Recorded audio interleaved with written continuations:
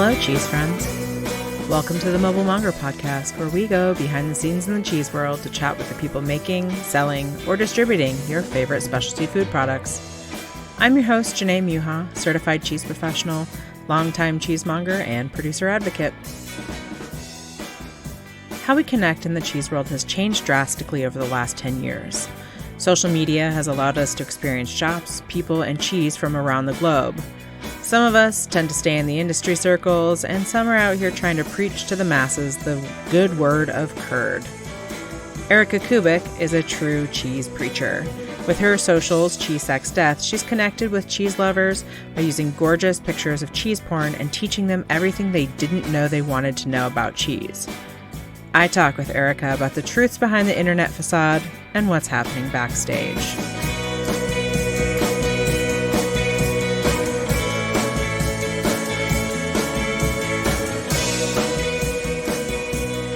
My name's Erika Kubick. I'm the founder of Cheese Sex Death. Basically, I call myself a cheese preacher, which is just a fancy word for a cheese educator. I just made it a lot more branded. So I like to talk about how I got started in cheese as more of a come to Jesus moment.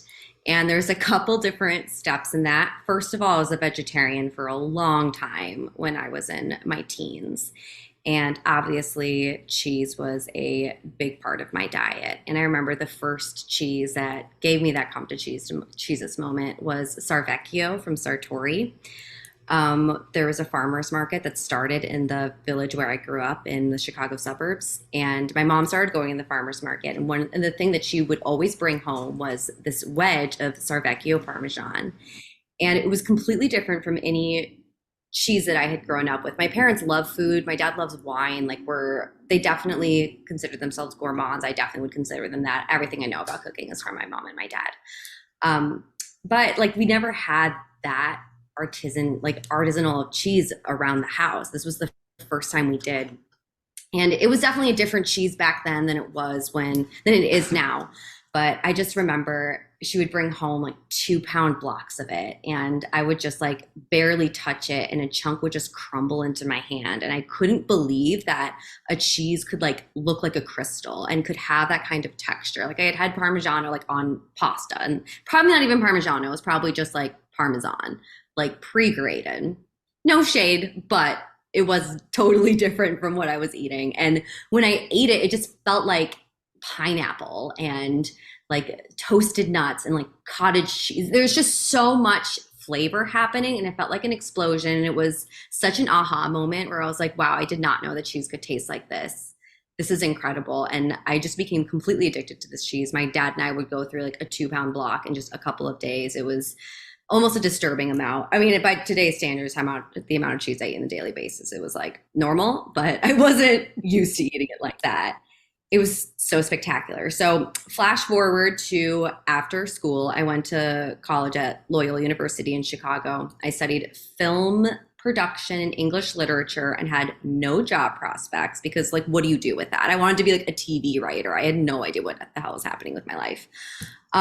So I basically just fell ass backwards into this internship with Plate Magazine. It's a chef's industry magazine. I literally got that job because I was working the front desk at a waxing salon, and the assistant editor at the magazine would come in, and I found out that she worked for this magazine and basically begged her for an internship. So I was I need to work in food somehow. I love eating, and I just know that there is a place for me in that world. So I got hired because I had my film degree and I could edit their chef's interview. So luckily my education came into play a little bit. And they assigned me this little chart to fill out for their Spanish issue. And it was all about Spanish cheeses. And it wasn't an article. It wasn't anything like that. It was literally just a chart that was the type of cheese, what is it called, and uses so that chefs would know how to utilize these Spanish cheeses. And the only rule behind it was they're you could talk about any cheese you want. It just can't be Manchego because everybody knows Manchego. And I was I have no idea what you just said, but okay, I'll avoid Manchego, whatever that is. So I literally Googled Spanish cheese, found this it was probably not even around anymore, but this website called SpanishCheese.org or something, and completely fell down the rabbit hole. Every single type of cheese I learned about had such an incredible story. I remember this one that was literally wrapped in sheepskin. And I obviously that was way outside of my understanding of how cheese was made. And it completely blew my mind. And I just fell down the rabbit hole of cheese in general. I became so obsessed. I Googled, how do I devote my life to cheese? It literally felt like there was like a light shining down on me. I was like, this is it. This is where you're going. This is your life. So I Googled how to, once again using Google, how to devote my life to cheese, and found Madame Fromage, her old blog, her like original like dot blog spot, very classic 2010s culture. And it said, and her blog post basically said, like, become a cheesemonger, get a bunch of cheese books. So I ordered Mastering Cheese, and my mom actually had a copy of that cheese, of the Art of the Cheese Plate, another Max McCallman and David book. And I started applying to a pastoral in Chicago, the renowned cheese shop, unfortunately now closed. I had to apply like 3 times before they gave me a stage. I remember I staged during Lollapalooza weekend, which was insane. Having like just a parade of drunk teenagers coming in, just like, can I try some cheese? It was just like rewrapping roviola in the back. Like, what is this? But it was so much fun. And I just like knew this was, and everybody there was so strange and cool and passionate.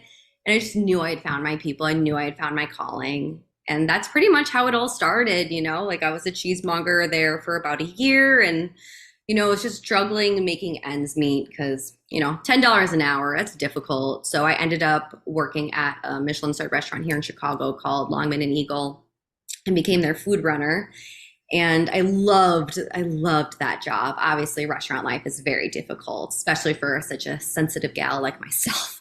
So I only lasted there for about 4 months, but I was constantly talking about cheese. I was constantly making comments about their cheese program, which needed a lot of help. You know, they had a Cabrales on the menu that just smelled like ass. And I'm like, Cabrales is an intense cheese. It's like one of the strongest, but at the same time, like, this is a sick cheese. Like, you need to put her to bed. You need to put her in the garbage. Like, this is not, you can't be feeding this to people and having them think that this is how the cheese is supposed to taste.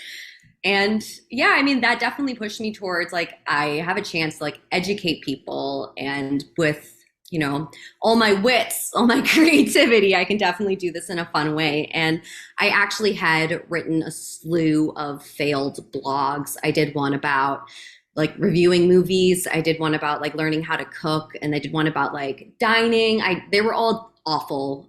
They were terrible blogs, but it did teach me how to run a blog and how to have a social media presence. So I quit Longman and Eagle and found myself unemployed because I thought I had a job when I quit, and then that didn't pan out. Classic. And I basically had already had this like trip planned to go visit my best friend who was in Los Angeles, and she was also unemployed. So we were brainstorming what our lives were going to turn into, and I decided I needed to do a cheese blog, and that's kind of how to bring together all of the weird things I had done so far in my life.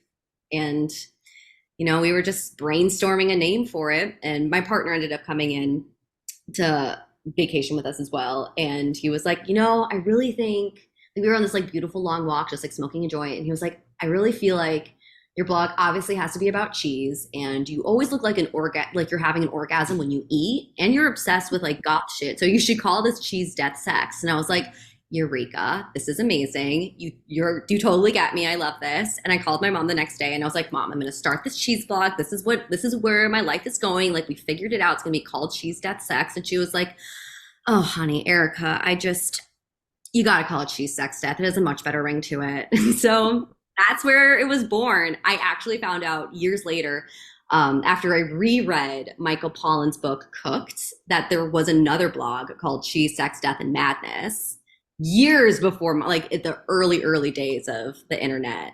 And so that must have also imprinted itself into my brain when I first read that book. But yeah, continuing the tradition. So that's my come to Jesus story. Well, thanks, Mom, for the heads up on the making it sound good, right? I know, very supportive.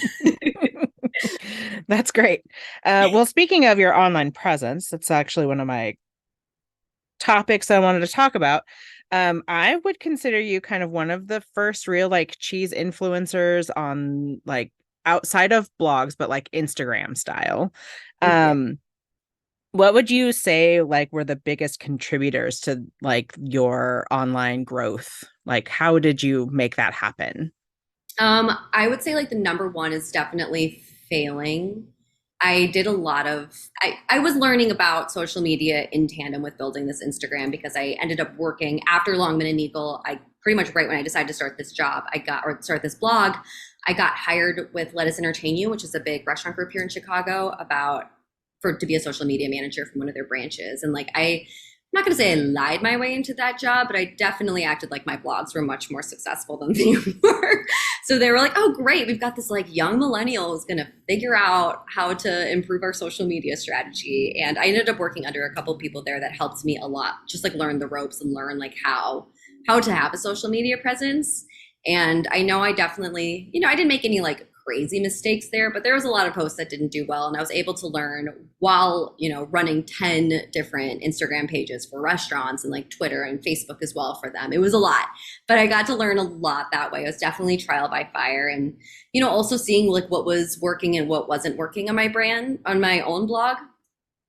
Yeah, I mean, I would say figuring out like what my authentic brand voice, like after just like failing a bunch, figuring out what that was, which really helped, failing really did help to figure out like what are people responding to, but more like what am I responding to? What am I enjoying writing about? And one of the first things that definitely was hitting was I would just post like pictures of cheese porn every Sunday. I would do like 3 or 4 of them. And I would always have like a very sacrilegious caption and I called it Cheese Church. So I hashtagged Cheese Church, like said some shit about cheeses and like, Brie blessed. I don't know. It was just like a bunch of silly stuff. But I was just basically reposting pictures from the internet and from Instagram and, giving my own caption, giving credit, of course. But there was just something in there. I was like, this is so fun. It's so playful. It's so silly. And people were really responding to it. And that's when my growth started really happening. And then I remember, I think it was like for 1,000 followers, I took a piece of Bailey Haze and blue. It was a perfect piece, just like perfect pockets of blue. The rind was gorgeous on it. And I just like stuck it in my cleavage and took a selfie and posted. I was like, thanks for 1,000 followers. And it definitely did very well. Obviously, was it the tits? Was it the cheese? Was it the caption? We don't know. I think it was a mix of all of it, but that definitely contributed to getting that aesthetic down. And then I also figured out that like the black background for me, the way that the cheese stood out and the way that it differentiated myself from like the other cheese Instagrams at the time. I mean, other people would like use granite, whatever, but I definitely capitalized on that gothic aesthetic. And I think once I figured out how to actually show like the cheese, the sex, and the death, it really grew. But honestly, I mean, it was a really slow growth at first. I don't think it like felt like it on the outside, but for me who was working in social media and seeing how like some other pages were just exploding, like I didn't get that explosion until actually quite recently. So actually, well, I would say the first one was when Courtney Johnson actually gave me that question, like, how do you, I like did like a little FAQ and she asked me, like, how do you like to eat Parmigiano? And I did a little like video of me grating cheese directly into my mouth. And that went viral. And like LAD Bible and a couple other places picked it up and I became a meme. And then immediately after that, capitalized on that growth by releasing the Cheese Slut shirt. It just kind of snowballed from there. Yeah. But it definitely sounds like finding your voice was like the biggest moment of that, of like really being able to fine tune it, because Instagram can be so wonky with like changing of algorithms and you never know what they're up to. So I think that that's a great piece of advice, to just be able to like find your voice and find your niche, if you will. So Absolutely. I love that. You got to differentiate yourself because there's so much content out there and there's so many people doing amazing cheese content now too, which is awesome. But you want to be able to stand out. You want to make it your own, and you can't just respond to like what people are like liking or engaging with or commenting on. You have to do it. You have to like focus on what you're passionate about and just what your authentic voice is. Like, what do you sound like when you're with other cheese people and you talk about cheese, or when you're behind the counter and you're telling a customer about like the special cheese that you're so excited about? Like, that's the voice. That's the passion that you really need to harness and try to find a way to filter it into whatever social media you're using. Yeah. And on to that next thing, you recently wrote a book. It's very exciting, and a beautiful book. Thank you. How did that come about? And can you tell me a little bit about that process of writing? Absolutely. It was So much fun. It's my little pandemic baby. I got really lucky because I, after working at Lettuce Entertain, worked like a couple other jobs, and then I ended up working at Culture Magazine, where I met the design team, Red Herring there. They're so incredibly talented. And I met Jen Quinn, who was on the design team. She was designing a lot of the magazines. So I would just like, I had meetings with her. We didn't really get to touch base a lot because I was living in Chicago and obviously they were Boston based, and then Red Herrings was in Brooklyn. But we did connect, and like we definitely like stayed in touch. And a late 20, I would say like in the middle of 2019, Jen DM'd me and was just like, hey, I'm starting this literary agency with like a couple other people in publishing, and I really think you need to write a book. So like, let's talk. And it was like the best possible scenario because I always wanted to write a book, but I was like, there's really no money in it. Like you don't, you'll make some money, but not a lot unless you have like a New York Times bestseller. So I was like reluctant. It also just seemed like so much work. And I was like, what is the benefit from doing this? Like, you're not really making any money. Like, who knows if it's going to even sell, especially when I like my weird ass branding. Like, who knows? This is such a risk. And I also was like, how is this book going to look? Like, I think the aesthetic is so important to my brand and like my brand positioning and like how I teach people.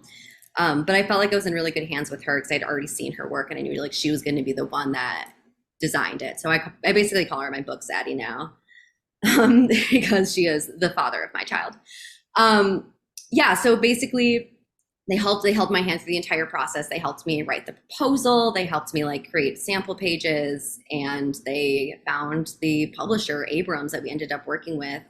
We found the publisher in April of 2020, so a month into the pandemic. All of my events, I was completely events-paced right before the pandemic. I was doing a ton of in-home classes. I was doing like 3 events a week for a while, and I was getting so burnt out because planning, producing, and working events is a pain in the ass. Like, it's so much work. It's so exhausting. So I was really looking for like something else where I could, I could just express myself creatively. My social was doing really well during the pandemic because I was able to just bounce off of what everybody else was feeling, which is sheer panic. Luckily, I have anxiety, so I know what it feels like to be anxious. That was working that muscle. And then, I basically, I knew what I wanted to do a Bible because I was already working with the Cheese Church thing. Like that was the name of like the events I was doing. And I was like, I already had like little like tasting Bibles I was handing out so people could like take notes during their Cheese Church classes. And it just kind of came together naturally. Like I bounced around with a couple different ideas, but I knew what the information I wanted to present in there. And it grew a lot. At first, when I was writing it, it was a much smaller book. And then it turned into like the 300-page beast that it is now. An Old Testament and a New Testament and like recipes and all, like a whole book of pairing, which was so much fun to do. It was such a wonderful way to spend the pandemic. And I was also like putting together all these like cheese boxes that I was like delivering to people and like driving around the city and like delivering these boxes. And, like as I was testing those pairings and like putting them in these boxes, it really was like working in tandem with the book writing. And I just got so lucky to work with Indelible, which is the agency that I worked with. Because it just really helped me through the whole process. They like explain like what is it like to work in publishing, like how it takes forever to get any feedback or do anything. So I just was really prepared and very pampered during the process. And I mean, I wish that everybody could have that experience, as I know that if you ever try to like self-publish, I cannot imagine what that's like and how difficult that is to do. The artwork in the book is also so specific and so wonderful. What did it take to find someone who could really paint the picture you had in your head? Yeah, well, so Jen found the illustrator, and she originally was looking for people who did stained glass illustration, like actually made stained glass and like drew stained glass imagery. And those, like, it takes forever. It really would just like the timeline was not going to work because it takes so long for people like that. That's what they do to actually like create, and then when you have to like work with feedback and like changes, that was never going to actually happen. But it was a lovely pipe dream, and it put us on the path to find Martin, who was a historical illustrator and like had some of that kind of experience and was able to take that aesthetic and we had the ideas for it and basically bounced around like which parts of the book we wanted a stained glass illustration for. So we gave him a lot of direction. We worked, the first one we did took so long. I was so specific about what I wanted, and I wanted it to like still look dark and goth without being too like, I don't know, like bright and colorful and really Christian. You know what I mean? Like this, it's not a Christian book. So we needed to like make sure that was clear. It was more of like a goth take on like a Catholic aesthetic. So yeah, I mean, I hope Martin doesn't hate me with the amount of changes I had him do, but he did such an incredible job. It's so beautiful. I'm so delighted with how it turned out. It's really amazing when you flip through it. You're just like, holy shit, this like, it really does scream your aesthetic, like from front to back completely. Thank you. Yeah, I'm so grateful it turned out that way. So you kind of mentioned this a little bit, but like you before the pandemic, you were very much an events based. Um, your job was mostly events based, but as a freelancer, how are you managing the hustle now? What does that look like for you? Like, how are you making your money now, I guess? Yeah. Well, I mean, I came to accept here's a here's an answer to the question. I came to accept that I'm not in this for money. And, none of us in cheese are really making a whole lot of money. We're all very aware of that. We're all pretty open about that, which I think is really helpful and like refreshing. Because I think in a lot of other industries, people are just like acting like they're doing great, or they really are hustling and making a ton of money. And that's their priority, which is totally fine. I'm like personally not a huge fan of capitalism, but that's the way the world works. And it's like, you got to accept it to some extent or fight against it, which some of us are. But I did I mean, back before the pandemic, I was trying to really make ends meet. I was supporting myself. My partner was clerking at the time. He had just gotten out of law school, and I was like the sole provider, the main provider. He had a clerk salary, but that's not too high. So I was like, I was hustling for sure. I mean, the events, it was a lot of events, a lot of sponsored content.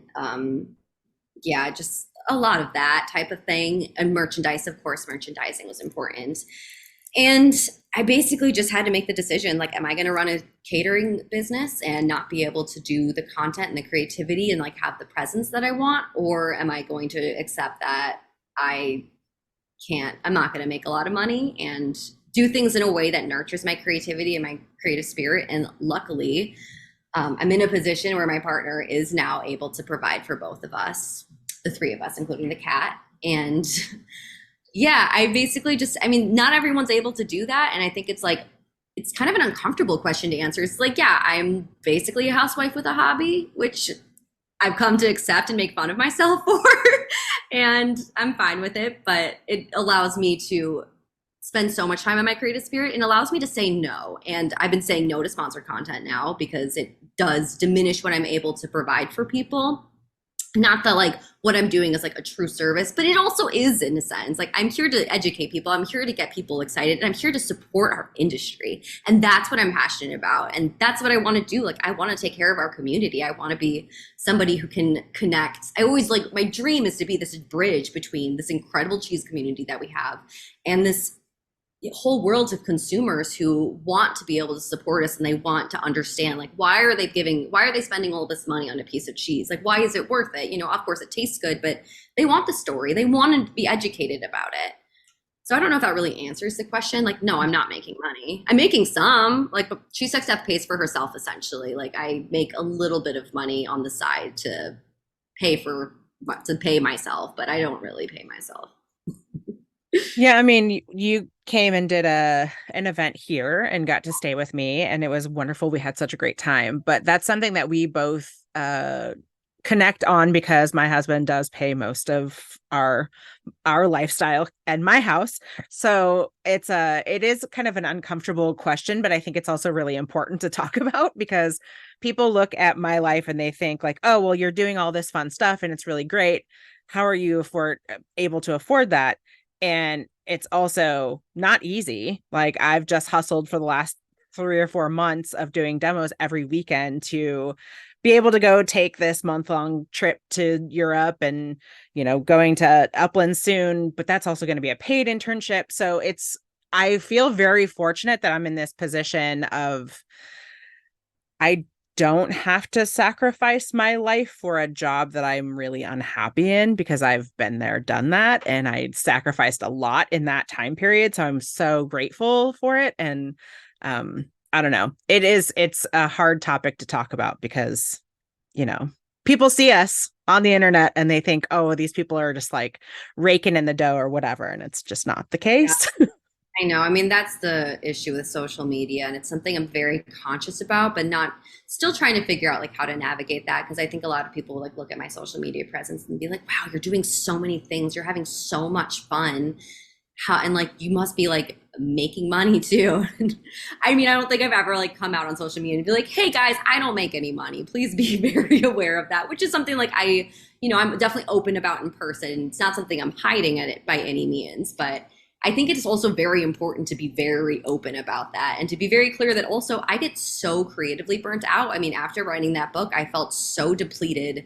I was falling into I literally called my therapist, called it postpartum depression after I finished that book because I felt sick. Like my body didn't feel good. Nothing felt good. I felt like I couldn't create. I felt like I had absolutely nothing left to give. And it was so depressing and disheartening to be like, okay, well, now I'm not making money. It's going to be a long time until my book is even out and making money. I'm not going to really get the validation. Like, unfortunately, due to my birth chart, I'm a very validation focused person. Sorry, my moon's in Leo. What are you supposed to do? And yeah, I mean, it was just like it was really difficult to like look at everybody else. And then I fell under the compare and despair spell and was like, wow, everyone's doing so well on social media. Look at these other cheese influencers. They're having such a good time. They're making money. They're so successful. Some of them are on TV. Are you kidding me? And I was like it really broke me down. It definitely broke my soul for a bit. But yeah, I mean, I basically got over that by figuring out what I wanted to do, what I wanted to create, and how to just like refill my creative cup and also just like shift focus like to try to break the spell of capitalism and determining my worth through how much money I was making and instead just focusing on like how happy I was with what I was creating. And that felt a lot easier once my book came out. I was able to like go on tour and to visit all these places and to meet all the people that really loved my book and I really appreciated that I did do all that work. It definitely made it feel a lot more worth it. Yeah, having that direct connection with people can really refill because it was really difficult during the pandemic when we weren't really, I mean, not that we're not still in the pandemic, that's another topic for another day. But when we were mostly locked down and we would see these things, like I just saw all these people doing all these amazing things and just felt like I'm not doing anything. I'm just sitting here in my house wallowing in despair because I'm an extrovert and I can't handle this.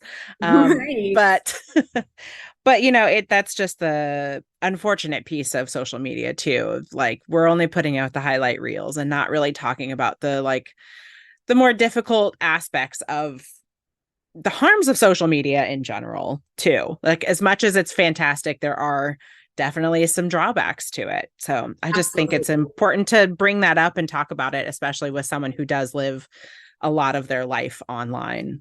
Yeah, absolutely. And I think boundaries are very, very important. That's still something that I'm learning, but I'm actively setting them and figuring out like I can't just scroll social media anymore because I get locked in ways that are really unhealthy for me and that can cause a lot of like triggers. So just figuring out like when you are logging on to do it with intent, to set time limits, that screen time limits on your phone are incredible. Definitely recommend setting that up for everyone, whether or not you're on social media, because you can just drain your entire day away. And then you start judging yourself. And you're like, wait, I had like all this shit.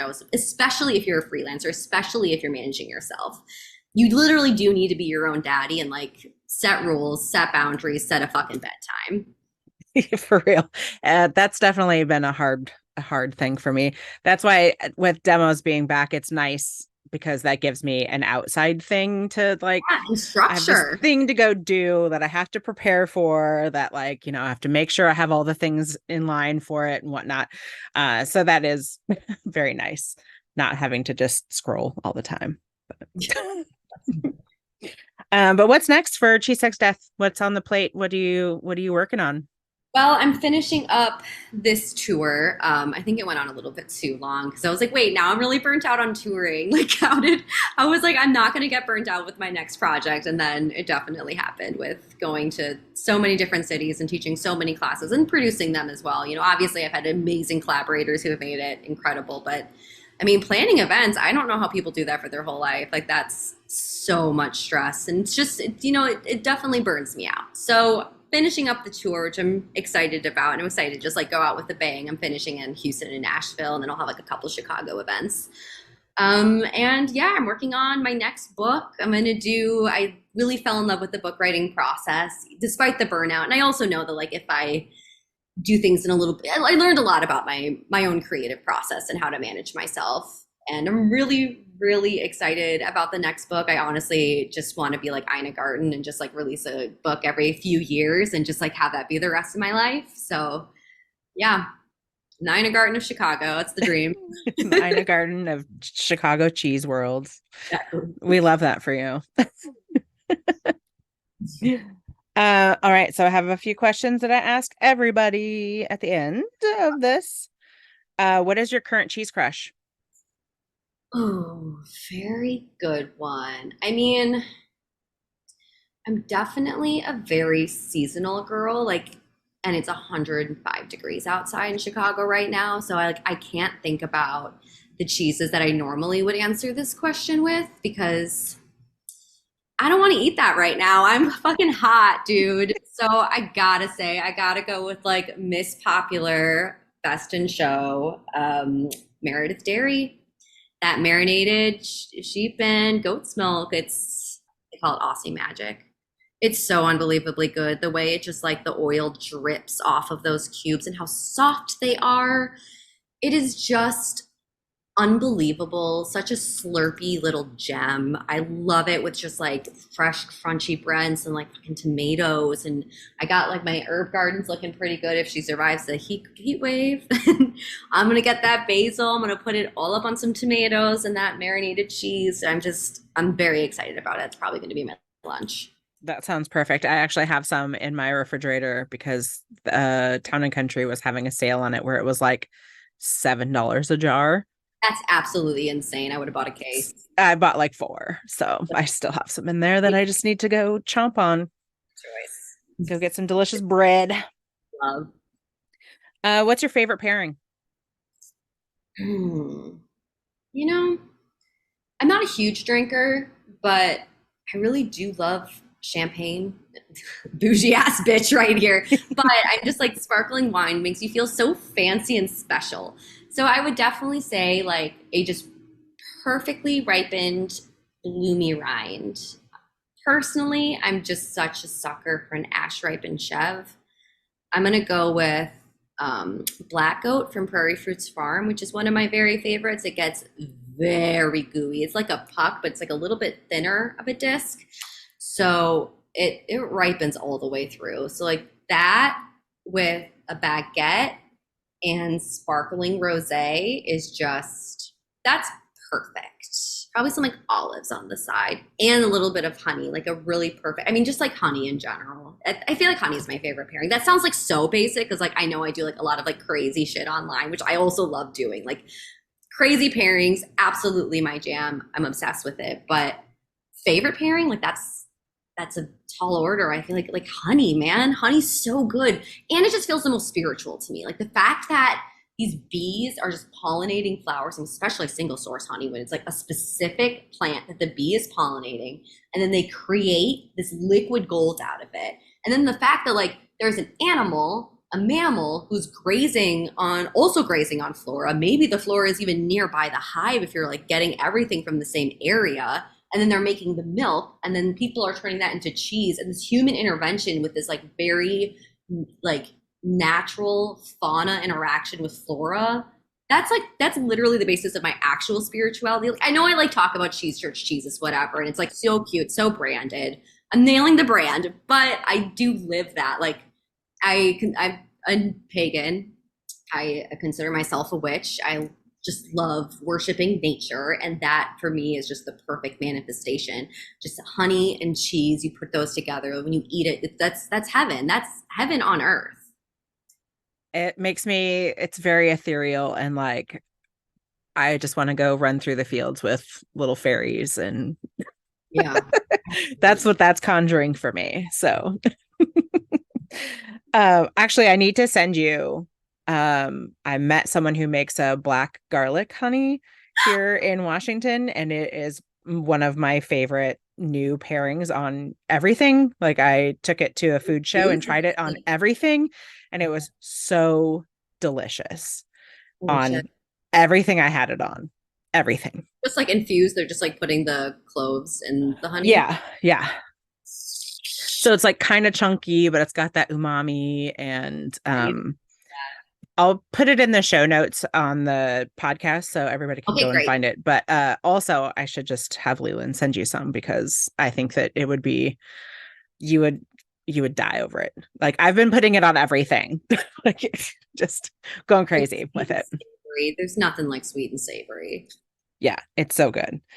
And then what is your best cheese memory? Like a time or a place with that just really hits home. Like your favorite spot that you go to when you're like, I need a little bit of solace. What is the cheese memory in my brain? That's tough, man. I mean, there's a couple places that I go to, but I think like the thing that makes me most excited that I do go back to, maybe not for like solace, but for just like a taste of place to borrow that from Jasper Hill. I got to go on the Comte trip last year, which was so cool. It was crazy. And we went to this one farm where we literally just had them milk the teat right into our hand and we drank the raw milk right from our hand. And it was crazy. I mean, yeah, like the flavor is really cool. It's like incredible how like sugar sweet the milk is when it comes like straight out of the udder. But it was just such a special moment to be there to see like where this milk is coming from and to see it like go from pasture to cheese is it's just an incredible experience and I just like wish that everybody who's in our industry could just do that. We're no not, it doesn't have to be at the Jura. It could be anywhere, but to just see that whole transformation, to see that whole process because it just completely solidified just like how magical this is and how special it is and how important it is. And I got to interview Mateo Keller while I was writing the book just to like get, I was like, I need someone to just answer all my weird ass questions. And like, he definitely came through on that assignment, but he kept using the word primordial and how like ancient these techniques are and how like for him making cheese like brings him back to like our like deepest ancestors who first did this. And that's just how I felt when I was like getting the milk right in my cupped hands. It was just That sounds perfect. I with this internship that I'm doing at Uplands, that's the whole point of why I want to go because people keep being like, but it's a cheese making internship. Do you really want to be a cheesemaker? No, I don't.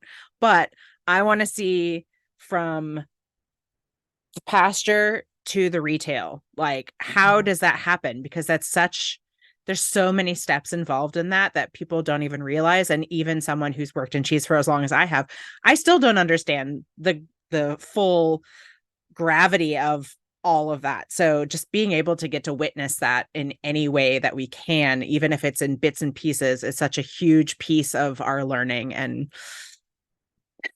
our more passion. I mean, there's nothing like it.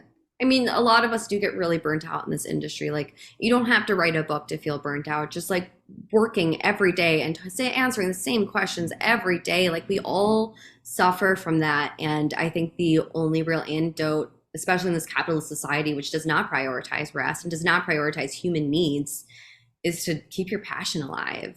So, I mean, I really love all of like ACE Foundation, DZTA, DZT. Sorry, changed. Yeah, I know they changed it. I'm not good at remembering shit. And like Anne Saxelby and just like everybody, the Legacy Fund, everything that gives people that opportunity. I think they're just so special, and like we really got to support the hell out of them. Absolutely. Where can people find you? Of course. Well, on Facebook, Twitter, and Instagram, I'm at Cheese Sex Death. On TikTok, you have to change the E in sex to a 3 because they're not a huge fan of my brand.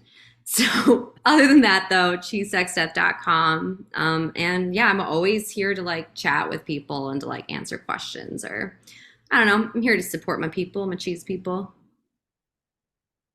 Well, thanks so much for chatting with me, and I'm really excited for the next book.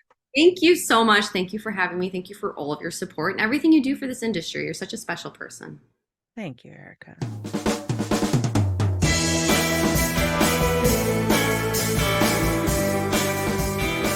Erika has found the ability to share her viewpoint authentically and engagingly. Her passion for this industry is evident, and we can consider ourselves lucky that she's out here preaching the love with curd. This podcast is recorded, produced, and edited by me, Janae Muha. Musical credits go to my husband, Ben Muha.